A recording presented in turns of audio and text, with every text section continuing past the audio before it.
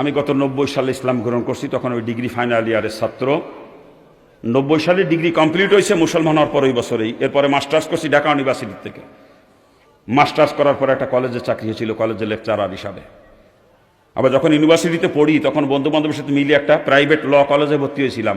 LLBও complete করেছি। আমি কিন্তু কালাকোটের ব্যবসা জানি, আমি একজন অ্যাডভোকেট। আমি একজন অ্যাডভোকেট। আমি কলেজে শিক্ষকতা করছিলাম মাত্র 7 মাস। 7 মাস যখন চাকরির বয়স, চরমনার মরহুম পীর সাহেব আমার কলেজ মাঠে মাহফিল করতে আসছিলেন। ওই দিন হুজুরে বয়ান শুনতে গেছিলাম। ওই সময় পীর মুরিদির ঘোর বিরোধিতা করতাম, পীর মুরিদি পছন্দই করতাম। এরকম বলতাম কোরআন হাদিস পড়বো, বসবো, আমল করবো, তা পীরের কাছে যাওয়া লাগবে কা, এরকম বলতাম। তো ওই দিন মনে মনে চিন্তা করলাম পীর সাহেব যেহেতু আমারই কলেজ মাঠে আসতেছে, কি করে একটু শুনিয়ে আসি। 42টা প্রশ্ন নিয়ে গেছিলাম, 42টা প্রশ্ন। একটা প্রশ্ন করার সুযোগ হয় নাই আমার। বয়ানের মধ্যে অটোমেটিক সমস্ত প্রশ্নের জবাব পেয়ে গেছি আমি।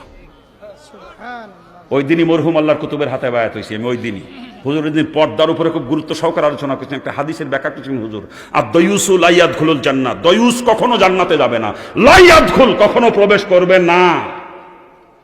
আর হুজুরের ওই দিন বয়ান শোনার পরে সারা রাত আমি ঘুমাইতে পারি না, সারা রাত খালি কাঁদছিলাম। করলামটা কিয়া, জাহান্নাম থেকে বাঁচার জন্য মুসলমান হয়েছি। জাহান্নামের ভয়তেই খালি মুসলমান হয়েছি, কিন্তু অন্য কোনো কারণে না। হিন্দু অবস্থায় কোরআন হাদিস পড়তে জাহান্নামের বিবরণগুলো পড়তাম, আর অন্তরের মধ্যে কাঁপিয়ে কাঁপিয়ে উঠতে, আযাব কেমনে সহ্য করবা, এটা সহ্য করার মতো না। যখন জাহান্নামের আযাবের ভয় অন্তরে পয়দা হয়েছিল, তখন পাগলের মতো হয়ে গেছিলাম যে কেমন বাঁচবো এই আযাব থেকে, আমি কেমনে বাঁচবো।